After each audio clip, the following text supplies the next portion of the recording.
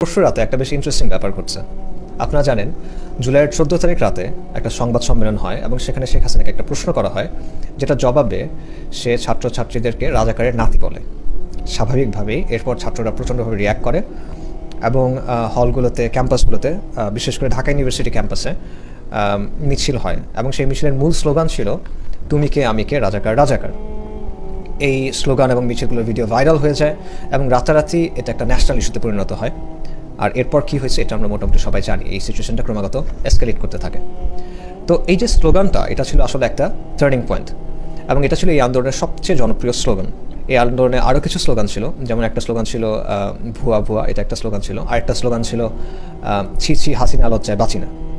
But by far the most popular slogan was তুমি কে আমি কে রাজাকার রাজাকার। এখন গত পরশু অর্থাৎ 14 সেপ্টেম্বর ছিল এই ঘটনার 2 মাস পূর্তি। তো এই উপলক্ষে সম্ভবত সমন্বয়কদের অনেকে, সবাই না বাট সিগনিফিক্যান্ট কয়েকজন, তারা স্ট্যাটাস দেন এবং সেই স্ট্যাটাসে এই স্লোগানটা বদলা যায়। ইন্টারেস্টিংলি যেটা হয় যে তারা ওই দিনের স্লোগান হিসেবে বা ওই রাতের স্লোগান হিসেবে বা ওই রাতের আইকনিক স্লোগান হিসেবে এমন কিছু স্লোগান সামনে নিয়ে আসেন যেগুলো আসলে মানুষের কাছে খুব একটা পরিচিত না। এর মধ্যে একটা স্লোগান হলো তুমি নও আমি নই রাজাকার রাজাকার। আরেকটা লেখা হয়েছে সেটা হলো শেখ হাসিনা স্বৈরাচার, আমরা নই রাজাকার। এবং যেটা সবচেয়ে বেশি আসছে সেটা হলো কে রাজাকার কে রাজাকার তুই রাজাকার তুই রাজাকার। তো এই স্লোগানগুলোর ব্যাপারে ছাত্রনেতারা মিথ্যা বলতেছেন এটা আমি মনে করি না। ওই রাতে এই স্লোগানগুলো দেওয়া হয়েছে, এটা হতেই পারে, আমি ধরে নিচ্ছি এগুলো দেওয়া হয়েছে। বাট নিঃসন্দেহে ওই রাতের এবং এই আন্দোলনের মূল স্লোগান ছিল তুমি কে আমি কে রাজাকার রাজাকার। প্রশ্ন হলো এই ঐতিহাসিক স্লোগানকে তারা এড়ায় গেলেন কেন? It's quite strange. তো এটা বিভিন্ন ব্যাখ্যা দেওয়া হচ্ছে। কেউ কেউ বলতেছেন যে এই স্লোগানগুলো তো আন্দোলনের সময় দেওয়া হয়েছে, তাই এগুলো সামনে আনলে সমস্যা কি, কোনো একটা স্লোগানকে আঁকড়ে ধরে রাখতে হবে, আমাদের কোনো কথা নাই। কেউ কেউ বলতেছেন যে যারা জাস্ট নিজেদের অভিজ্ঞতা শেয়ার করতেছেন, যে তারা নিজেরা কোন স্লোগান দিয়েছেন সেটা তারা শেয়ার করতেছেন। তো এই কথাগুলোর মধ্যে সমস্যা যেটা, সেটা হলো সবই বুঝলাম, কিন্তু মূল স্লোগানটা এড়া যাওয়ার কারণটা কি, এটা একটা প্রশ্ন। দ্বিতীয় একটা প্রশ্ন হলো যে অপরিচিত যে স্লোগানগুলো, মানে তুলনামূলকভাবে অপরিচিত যে স্লোগানগুলো, এগুলোকে কেন মূল স্লোগান হিসেবে দেখানোর চেষ্টা করা হচ্ছে, এগুলোকে কেন আইকনিক স্লোগান হিসেবে দেখানোর চেষ্টা করা হচ্ছে, এটা হলো আরেকটা প্রশ্ন। তৃতীয় যে পয়েন্টটা, যেটা বেশ কনসার্নিং, সেটা হলো তুই রাজাকার, এটা একটা আওয়ামী স্লোগান এবং এটা একটা শাহবাগী স্লোগান। তাদের ভাষায় এটা একটা ফ্যাসিবাদী স্লোগান। তো এটাকে যদি 14 জুলাই রাতের মূল স্লোগান বলা হয়, তখন এটা বেশ অ্যালার্মিং একটা ব্যাপার। এখন একটা বিষয় হলো যে ওই সময়ে ছাত্র নেতাদের বা সমন্বয়কদের মধ্যে আমি রাজাকার বা তুমি কে আমি কে রাজাকার রাজাকার এই স্লোগান দিয়ে কিছু মিসগিভিংস থাকতেই পারে। তারা কেউ মনে করতে পারেন যে এটা পলিটিক্যালি কারেক্ট না, তারা কেউ মনে করতে পারেন যে এটা হয়তো বা ট্যাকটিক্যালি সাউন্ড না, যে এর ফলে হয়তো বিতর্ক তৈরি হবে। And probably I would have agreed with them. But at the end of the day the fact of the matter is যে ঘটনা তো ঘটে গেছে এবং এটাই ছিল ওই দিনের স্লোগান। আলটিমেটলি এই স্লোগানটাই ছাত্ররা গ্রহণ করছে, এই স্লোগানটাই জনতা গ্রহণ করছে এবং এটাই আন্দোলনের মূল স্লোগান হয়ে দাঁড়াইছে। এটা বাস্তবতা। এই স্লোগান এখন ইতিহাসে ঢুকে গেছে। It's a part of history now. ব্যক্তিগতভাবে যদি বলি, I only started to pay attention after this slogan went viral. এই স্লোগান ভাইরাল হওয়ার পরে আমি আসলে একটা মনোযোগ দেওয়া শুরু করছি, কারণ এবং আমি মনে করি এটা আসলে আরও অনেকের জন্য, শুধু আমার জন্য না। কারণটা হলো 14 তারিখের আগ পর্যন্ত এটা ছিল বেসিক্যালি ছাত্রছাত্রীদের একটা আন্দোলন, মূলত পাবলিক ইউনিভার্সিটির ছাত্রছাত্রীদের একটা আন্দোলন, যেখানে তাদের স্বার্থের প্রশ্ন জড়িত। খারাপ কোনো স্বার্থ না, বাট মূলত তাদের স্বার্থের একটা প্রশ্ন জড়িত ছিল। সো 14 তারিখ পর্যন্ত বা 15 তারিখের আগ পর্যন্ত মানুষ এটাকে সিম্পলি একটা দাবি আদায়ের আন্দোলন হিসেবে দেখছে। কিন্তু যখন এই স্লোগানটা আসলো শেখ হাসিনার বাংলাদেশে, ইট ওয়াজ এ ট্রুলি র্যাডিক্যাল স্লোগান। কারণ এই স্লোগানের মাধ্যমে একদিকে 71-এর যে আওয়ামী ন্যারেটিভ সেটাকে চ্যালেঞ্জ করা হয়েছে, এটার মাধ্যমে আওয়ামী হেজেমনিকে চ্যালেঞ্জ করা হয়েছে এবং এটা ছিল সরাসরি শেখ হাসিনার বক্তব্যের রিয়াকশন। অর্থাৎ এটার মাধ্যমে ছাত্ররা এবং শেখ হাসিনা ইমপ্লিসিটলি, সিম্বলিক্যালি সামনাসামনি চলে আসছিল। এবং এর আগে আমরা দেখছি যে 2018 সালেও কিন্তু কোটা আন্দোলন হয়েছে এবং সেই সময় শেখ মুজিবের ছবি বুকে ঝোলায় কিন্তু আন্দোলন করা হয়েছে। তো কোন জায়গায় 18 এবং 24 ডিফারেন্ট ছিল?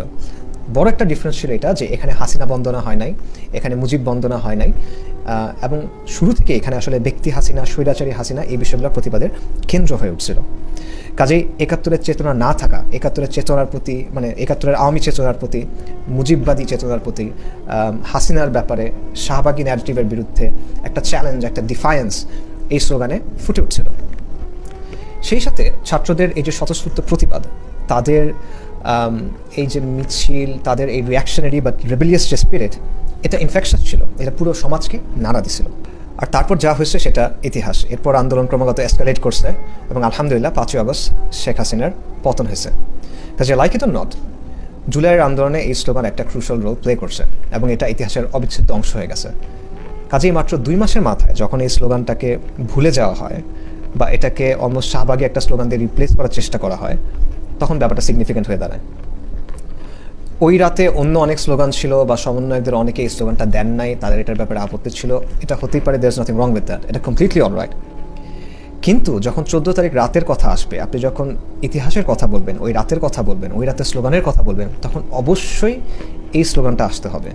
এটাকে যদি আপনি এড়ায় যাওয়ার চেষ্টা করেন, যেটা হয়েছে, অথবা এখানে যদি আপনি এটার বদলে অন্য কিছুকে ওই রাতের আইকনিক স্লোগান হিসেবে এস্টাবলিশ করার চেষ্টা করেন, যেটা হয়েছে, তখন সমস্যা তৈরি হয়। এটা লাইং বাই অমিশন হিসেবে দেখা যেতে পারে। আর যদি একেবারে হালকা করে বলি তাহলে বলতে হবে এটা রিভিশনিজম। তো এই ব্যাপারটা আসলে কেন ঘটলো? এটা কি কোইন্সিডেন্স নাকি এটা কোঅর্ডিনেটেড? আমি মনে করি ডেফিনেটলি এটা কোঅর্ডিনেটেড, চিন্তাভাবনা করে, প্ল্যান করে, সমন্বয় করে কয়েকজন এই জিনিসটা করছেন, পোস্ট করছেন। তো এটা কেন? ডেফিনেটলি এখানে এটা একটা পলিটিক্যাল অ্যাক্ট হিসেবে করা হয়েছে এবং এটার মাধ্যমে এক ধরনের মেসেজ দেওয়ার চেষ্টা করা হয়েছে, আমার ধারণা। ভুল হতে পারে অবশ্যই, বাট এটা আমার ধারণা আর কি। অর্থাৎ স্লোগান বদলা দেওয়ার এই ব্যাপারটার মধ্যে এক ধরনের রাজনীতি আছে। তো সেই রাজনীতিটা আসলে কী? একটা অবভিয়াস উত্তর হলো, এখানে জামাতের সাথে, বাংলাদেশ জামাতে ইসলামের সাথে দূরত্ব দেখানোর একটা ব্যাপার থাকতে পারে। কারণ সমন্বয়কদের ব্যাপারে অনেকেই কিছু অভিযোগ করতেছে, অনেকে না, কিছু নির্দিষ্ট গোষ্ঠী কিছু অভিযোগ করতেছে যে তারা হলো ইসলামিস্ট বা তারা জামাতের লোক, শিবিরের লোক বা হিজবুত তাহরির এটসেট্রা এটসেট্রা। তো এগুলো ক্লিয়ারলি ভুল প্রপাগান্ডা, এটা আমরা সবাই বুঝি।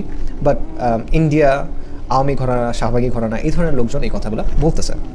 তো সমন্বয়করা হয়তো বা চাচ্ছেন যে তারা জামাতের সাথে যুক্ত না, জামাতের চিন্তা তারা ধারণ করেন না, এটার সাথে তাদের একটা দূরত্ব আছে, এই জিনিসটা হয়তো বা তারা দেখাতে চাচ্ছেন। এবং এই স্লোগান সংক্রান্ত এই পুরো ব্যাপারটা হয়তো বা এটার সাথে, এটার একটা চেষ্টা, যেহেতু জামাতের সাথে ঐতিহাসিকভাবে রাজাকার শব্দটা যুক্ত 71-এর কনটেক্সটে, তাই তারা এখানে একটা দূরত্ব দেখাতে চাচ্ছেন। এটা একটা সম্ভাব্য ব্যাখ্যা হতে পারে।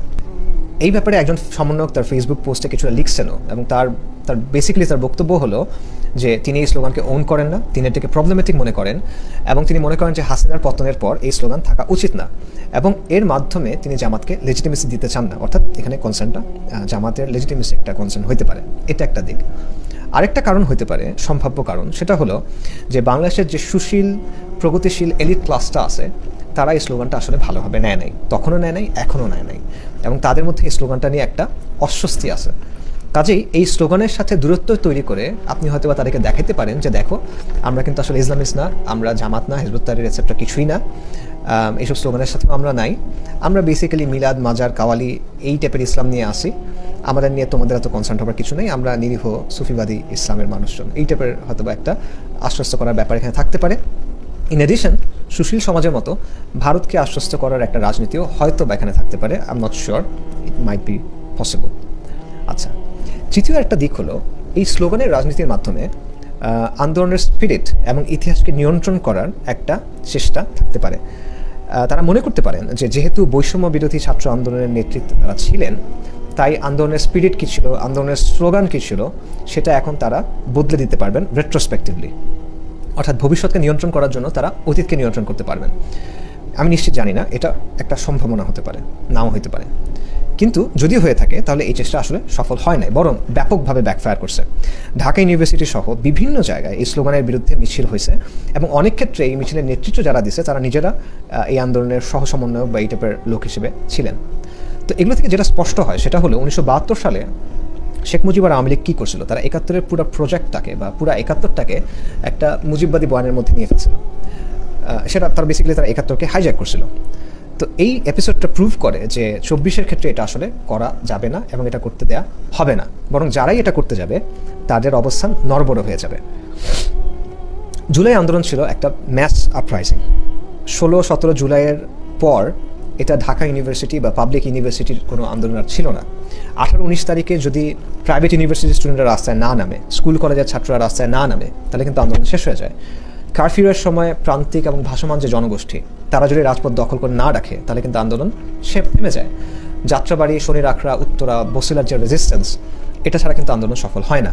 এবং বিভিন্ন রাজনৈতিক দলের লোকজন, মাদ্রাসার স্টুডেন্টরা এবং সব ঘরানার মানুষের সাপোর্ট এবং অংশগ্রহণ ছাড়া এই আন্দোলন কিন্তু কোনোভাবেই আসলে সফল হতে পারতো না। যে 17, 18, 19 জুলাই এরপর থেকে আন্দোলনের আসলে কোনো সেন্ট্রাল কমান্ড ওইভাবে ছিল বলে আমার কাছে মনে হয় না। একটা জায়গা থেকে বিবৃতি আসছে, কর্মসূচি ঘোষণা হয়েছে, এগুলো অবশ্যই সত্য এবং এটা আমরা অবশ্যই স্বীকার করি, এই ক্রেডিটকে কেউ অস্বীকার করতেছে না। কিন্তু আসলে এমন কোনো একক নেতৃত্ব ছিল না যারা জনগণকে সংগঠিত করছে, যারা জনগণকে উদ্বুদ্ধ করে রাজপথে নিয়ে গেছে এবং রাজপথে আন্দোলন সংগ্রামে নেতৃত্ব দিছে। কোনো ভ্যানগার্ড পার্টির নেতৃত্বে কিন্তু এই আন্দোলন হয় নাই। ইনফ্যাক্ট যারা রাস্তায় মোবিলাইজ হয়েছে তারা কিন্তু সমন্বয়কদের নিজস্ব জনশক্তি না, বিশেষ করে 17, 18, 19 এরপর থেকে। এবং আমরা জানি যে পুরো 1 মাসের যে আন্দোলন, এটাতে কিন্তু ঢাকা ইউনিভার্সিটিতে একজনও প্রাণ হারান নাই, যেখানে যাত্রাবাড়িতে একদিনেই আপনি দেখবেন যে কয়েক ডজনের বেশি মানুষ জান কোরবানি করতে হয়েছে। তো এটা জনমানুষের আন্দোলন ছিল। কাজেই যখন এই আন্দোলনটাকে ইতিহাসকে বদলায় দিয়ে বা ইতিহাসকে রিভিশন করে ক্রেডিটটা কোনো একটা দিকে নেওয়ার আপনি চেষ্টা করতেছেন, তখন মানুষ নেগেটিভলি রিঅ্যাক্ট করতেছে এবং করবে, স্বাভাবিক। এ কারণেই মানুষ মাস্টারমাইন্ড বলেন বা স্লোগান বদলের ব্যাপার বলেন, এইগুলো আসলে ভালোভাবে নিচ্ছে না এবং সামনেও নিবে না। বরং এই কাজগুলোর ফলে যেটা হবে যে ছাত্ররা বা ছাত্র নেতারা জনবিচ্ছিন্ন হয়ে পড়ার একটা আশঙ্কা থাকবে। এই স্লোগান দিয়ে পুরো ব্যাপারটা আমি মনে করি যে এটা একটা ম্যাসিভ ব্লান্ডার ছিল এবং এটা ছিল একটা কমপ্লিট মিসরিডিং অফ দ্য সিচুয়েশন। মানুষের পালস বুঝতে এখানে একেবারেই ব্যর্থতা দেখা গেছে এবং এটা যদি এই বুদ্ধিটা যদি বাইরের থেকে কেউ দিয়ে থাকে, সে আসলে ওনাদের ক্ষতি করছে। আর যদি এটা তাদের নিজেদের ডিসিশন হয়ে থাকে, তাহলে আমি সিনসিয়ারলি মনে করি যে ওনাদের যে থিঙ্কিং এবং তাদের যে ডিসিশন মেকিং প্রসেস, এটা নিয়ে আরও সতর্ক হওয়া দরকার বা এখানে হয়তো আরেকটু রিভিউ দরকার আছে। একটা কথা আমি আগে বলছি, আবারও বলি, সেটা হলো জুলাই আন্দোলনের মূল শক্তি ছিল মানুষ। আর মানুষ ছাত্রনেতাদের সমর্থন দিছে কারণ মানুষ মনে করছে তারা দাগহীন, তাদের মধ্যে রাজনীতিবিদদের উপরে যে দাগগুলো আছে সেটা তাদের মধ্যে নাই, তাদের ব্যক্তি স্বার্থের কোনো ব্যাপার এখানে ভাবে ছিল না। কিন্তু বর্তমানে এই যে বিষয়গুলো আসতেছে, এগুলো কিন্তু তাদের ব্যাপারে যে পাবলিক পারসেপশন সেটাকে নেগেটিভভাবে ইম্প্যাক্ট করতেছে এবং এই বিষয়গুলো তাদেরকে জনবিচ্ছিন্ন করতে পারে। তারপরে আমি মনে করি যে যতগুলো বিতর্ক হয়েছে এই সব কিছুর পরও জনগণ, সামগ্রিকভাবে জনগণ ইনক্লুডিং মি, ছাত্রনেতাদের সাফল্য চায়, তাদের অবদান স্বীকার করে। কিন্তু মনে হচ্ছে ছাত্রনেতারা সম্ভবত ডিপ স্টেট, সাংস্কৃতিক জমিদার, সুশীল সমাজ এদেরকে অ্যাপিস করার চেষ্টা করতেছেন। কিন্তু এই জনবিচ্ছিন্ন সুশীল সমাজকে অ্যাপিস করার চেষ্টা করে আলটিমেটলি আসলে খুব একটা লাভ হবে না। এই এলিটরা, এই ডিপ স্টেট আলটিমেটলি তাদেরকে ব্যবহার করবে, কিন্তু মানুষ তাদের সাথে থাকবে। তাই তাদের উচিত গণমানুষের ভাষা বোঝা এবং মানুষের যে আকাঙ্ক্ষাগুলো আছে, মানুষের যে স্বার্থগুলো আছে সেগুলোর প্রতিনিধিত্ব করা, জাস্ট রেটোরিক্যালি না, আসলেই মানুষের পালসটা বোঝা এবং মানুষের চাওয়াগুলো বোঝার চেষ্টা করা। কারণ এই মানুষরাই আন্দোলনকে সফল করছে এবং এই মানুষ থেকে বিচ্ছিন্ন হলে আলটিমেটলি তারা ক্ষতিগ্রস্ত হবেন। আর আমাদের মতো সাধারণ মানুষের জন্য আমি যেটা বলবো সেটা হলো যে আমরা আসলে দেশ হিসেবে, সমাজ হিসেবে এখনও বেশ নাজুক একটা পরিস্থিতির মধ্যে দিয়ে আসি এবং বর্তমান সিচুয়েশনে অ্যাট দ্য মোমেন্ট রাজনীতি বা রাষ্ট্র যেভাবে চলতেছে, এখানে ছাত্ররা এখনও আমাদের জন্য least bad option, I would say least bad party. তো তাদেরকে আউট অফ হ্যান্ড খারিজ করে দেওয়া এটা আসলে ঠিক হবে না। তবে একই সাথে আমাদের ভিজিল্যান্ট থাকতে হবে, আমাদের সোচ্চার থাকতে হবে, বিশেষ করে এই ধরনের রিভিশনিজম বা এই ধরনের চেষ্টাগুলোর বিরুদ্ধে। ইতিহাসকে বদলানোর ব্যাপারে বা আন্দোলনের ন্যারেটিভ বদলানোর যদি কোনো চেষ্টা হয়, এই ব্যাপারে আমাদের সতর্ক থাকতে হবে এবং সোচ্চার থাকতে হবে। একই সাথে আমাদেরকে আসলে গণমানুষের শক্তির যে ব্যাপারটা, এটা মাথায় রাখতে হবে। গণমানুষের শক্তি, রাজপথের শক্তি, এগুলো আসলে এমন একটা বাস্তবতা যেটা আসলে কেউ উপেক্ষা করতে পারে না।